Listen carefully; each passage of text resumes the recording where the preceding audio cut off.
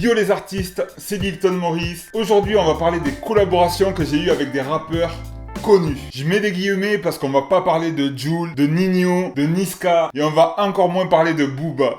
C'est une question de talent quoi. C'est pas logique. Aujourd'hui, on va parler de rap indépendant. Donc ça va être une vidéo anecdotique. Je crois qu'on appelle ça des story time. En gros, je vais vous raconter comment s'est passé mes collaborations avec ces rappeurs. Comment j'ai pris contact avec eux, les relations qu'on a créées lors des projets. Et je vais surtout vous montrer les clips que j'ai réalisés pour ces artistes. Yo les amis, petit aparté. Le but de cette vidéo, c'est de vous motiver à travailler avec des gens dont vous kiffez réellement le travail. N'hésitez pas à les contacter pour d'éventuelles collaborations. Ça sera que du bonus pour votre carrière de photographe et vidéaste. Et voilà Moré, c'est parti!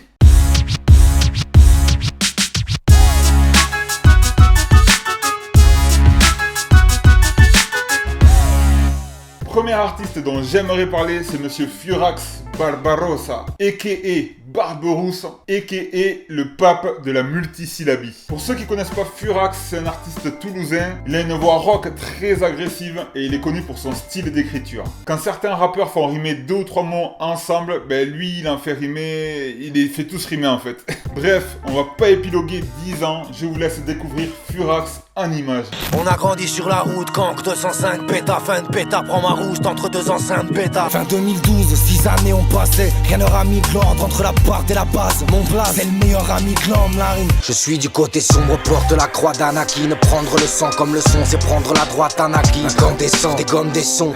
J'pose 37 bougies dans un bout de savane. Écoute, ça va causer sur un soir, écoute, ça va. On va pas se mentir les amis, Furax c'est un bête de rappeur. Il est vraiment connu et reconnu dans le milieu du rap français. Et j'ai eu la chance de travailler avec lui en 2011, donc il y a presque 10 piges. À l'époque, ça faisait 2-3 ans que je faisais de la vidéo. J'étais pas très bien équipé, j'avais un Nikon D3200. Et je lui ai dit, gros, je te fais un clip, je te l'offre, on fait une collaboration. Il a dit, ok. Et d'ailleurs, pour l'anecdote, je suis arrivé chez lui sans idée, sans storyboard. Et on savait qu'il y avait une cave en bas du bâtiment là où on était. Et c'est parti, on est allé dans la cave, j'ai allumé les caméras et on a rec. Donc le morceau de Furax que j'ai clippé, c'est Qui me demande. Je vous laisse regarder quelques extraits. S'il fallait que je me décrive en quelques mots, vous direz grand roux, schizo. Cri tête de moi en rime, sans trou, ciseaux. Roux, crime, poésie, Mike châtiment. Taf comme on taf à l'usine, donc je suis tard chaque dimanche. Ouais gros. C'est de la poésie. Et donc ce clip-là a atteint aujourd'hui 2 300 000 vues. Ouais. Et on va pas se mentir, c'est un peu le classique de Furax. C'est vraiment le morceau que tout le monde connaît de Furax Barbarossa. Donc j'en suis pas peu fier. Donc voici pour cette première anecdote de Furax Barbarossa. Et rassurez-vous, si vous le connaissez pas, vous allez le connaître.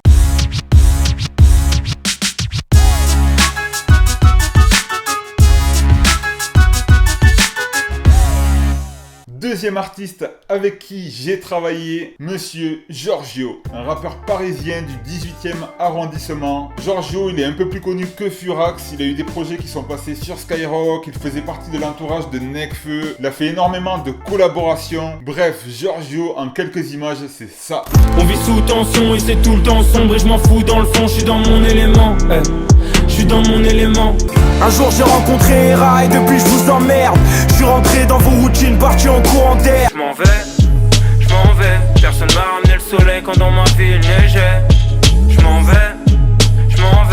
Je pensais ne pas avoir de routine, tout recommence en plus horrible. Y'a minuit parisienne et minuit à l'usine, rien ne change, sauf la perception de leur cocaïne. Donc Giorgio, comment je l'ai rencontré? J'ai tout simplement envoyé un message sur les réseaux sociaux auquel il m'a répondu oui. Donc pour l'anecdote, on a fait Toulouse-Paris, on était 6 dans une 106 justement, donc une toute petite voiture. À cette époque-là, il y avait un des rappeurs avec qui j'étais qui participait au Rap Contenders. Je devais faire un clip avec d'autres rappeurs et on devait faire ce featuring avec Giorgio. Donc à l'époque, moi et mon groupe, on était hébergés chez un pote qui était dans une chambre universitaire à Paris. On avait installé une espèce d'home studio dans sa chambre universitaire. On avait un lit, 2 places et un canapé. On était 6, donc forcément, il y en avait savez qui dormait par terre. Donc le jour J, Giorgio est arrivé, il a enregistré son couplet. Moi et les membres de mon groupe aussi, on a enregistré nos parties.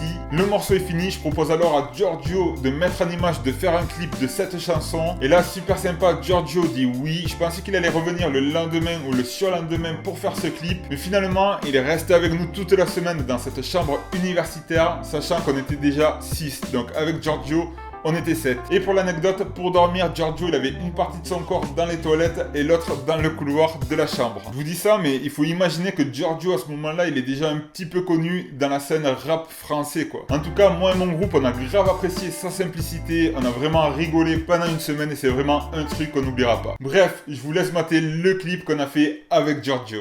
Laissez-moi seul avec mon père triste, qu'on converse sur la vie que quand je retourne dans ma chambre j'ai la tête vide. Comme mon cœur peut-être, c'est l'heure de faire des aveux, y'en a tellement que dedans j'aurais peur de me perdre. Donc ce clip avec Giorgio avait fait tout de même 160 000 vues, c'est vraiment un truc de fou, nous on était vachement contents à l'époque. Et pour finir, quelques mois plus tard, il était en tournée, en concert à Toulouse et nous a gentiment appelés pour venir sur scène et ça aussi c'était un truc de malade.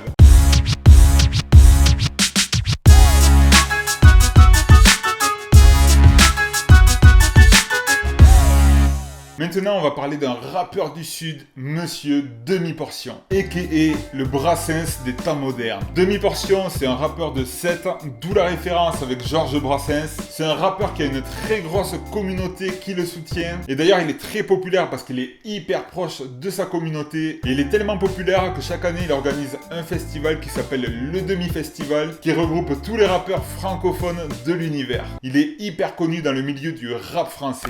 Rien n'a changé, tu sais.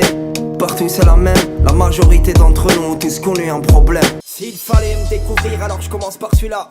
Quand le soleil se couche c'est là que se lèvent mes syllabes. Salam, salam alaikum. Salam, salam, salam alaikum. Salam, salam, salam, salam. On ira au paradis si Dieu veut. On ira au paradis si Dieu veut. Notre premier contact s'est fait en 2010, j'étais dans la préparation d'un petit projet de rap et j'avais grave envie de faire un featuring avec Demi-Portion. Naturellement, j'ai envoyé un petit message Facebook et comme le destin fait bien les choses, il m'a répondu. Bon après, j'avais un argument de choc, c'est que j'avais une instru exclusive de Crown, un beatmaker français super connu. Donc j'ai envoyé l'instru et 2-3 jours après, il me renvoie ce couplet. De temps en temps, j'ai des soucis un peu comme tout le monde. J'ai chanté ça, putain, dis-lui d'écouter l'album. Des coups, des hématomes, c'est tout ce que l'on vieux adore. Non, laisse-moi dans les tribunes, je me fous de la médaille d'or. On va pas se mentir, il a pas fait les choses à moitié. Et à l'époque, j'étais trop content parce que tous mes potes, ils écoutaient Demi-Portion. Quand je leur ai dit, les gars, j'ai fait un feat avec Demi-Portion, ils sont devenus dingues. Donc ça, c'est ma première collaboration avec Demi-Portion, un petit featuring. Et 3 ans plus tard, en 2013, j'étais à fond dans la réalisation vidéo et je lui ai dit, gros, si t'es chaud, je te fais un clip. Le morceau s'appelle Real Hip Hop. Et là, il me dit, gros, je viens chez toi à Albi et tu me fais un clip grave hip hop. Donc ce que j'ai fait, j'ai appelé un graffeur pour qu'il me fasse un gros tag dans une usine désaffectée avec marqué Real Hip Hop. D'ailleurs, big up Ewok, c'est le graffeur. Ensuite, j'ai appelé un mec de la région qui faisait du BMX, un niveau de malade, si je dis pas de bêtises, je crois qu'il a été champion de France. Il s'appelle Thomas Noyer. J'ai appelé quelques potes pour créer un effet de foule dans le clip. Et voilà, le tour est joué. À l'époque, il en fallait pas plus pour faire un clip de hip-hop. Je voulais tout niquer mais je n'aimais pas le porno. File une feuille, c'est mon côté écolo. Je voulais parler de moi-même et je trouvais mieux chez toi. Entre concerts et nuits d'hôtel explosé à me lever tard. Oui je démarre, départ, trace la route comme une bécane. À 12 ans je rappe me régale, un vaisseau spatial.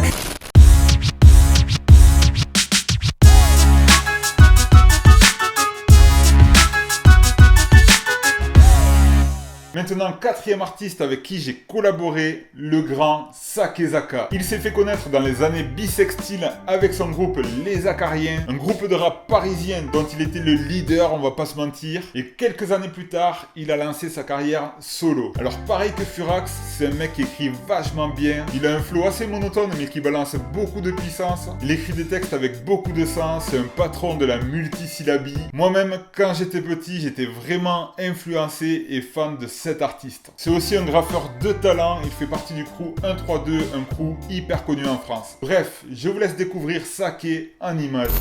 Dans mon cerveau j'ai tous les ingrédients d'un bon carnage. Des fois je me verrais bien faire un saut de l'ange dans mon carrelage.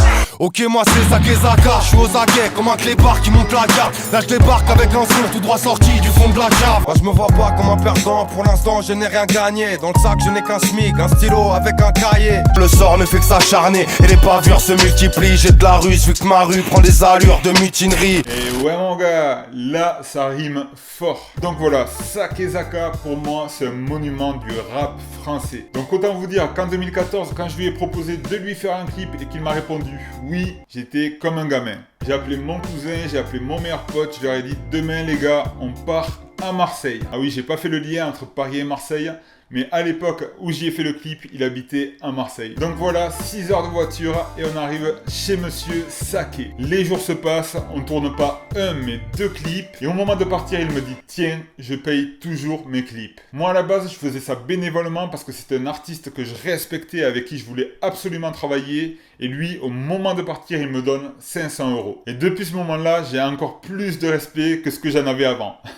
T'as capté? Donc à l'issue de cette collaboration, on a sorti un clip qui s'appelle Original MC. À l'heure j'ai ma place en psychiatrie, je suis qu'une espèce d'animal blessé. Je vois pas comment cacher les cicatrices que la vie m'a laissé. Occupé à douter ou à redouter que la police m'arrête. La colère m'a dérouté, je dois repousser la folie de ma tête. Donc voilà les gars, quelques collaborations des rappeurs connus ou plutôt reconnus avec qui j'ai pu travailler. Donc pour recontextualiser le truc, c'était des clips réalisés entre 2010 et 2014. Et à l'époque, on n'avait pas le matos d'aujourd'hui, donc soyez indulgents. Donc voilà les amis, dites-moi dans les commentaires ce que vous avez pensé de ce format de vidéo. Si ça vous a plu, sachez que j'ai encore un tas de stories avec des rappeurs tout aussi forts, tout aussi connus. Donc pourquoi pas faire un épisode 2. N'oubliez pas le pouce bleu pour soutenir la chaîne. N'oubliez pas de vous abonner. On se revoit bientôt, c'était Lilton Maurice. Béo béo.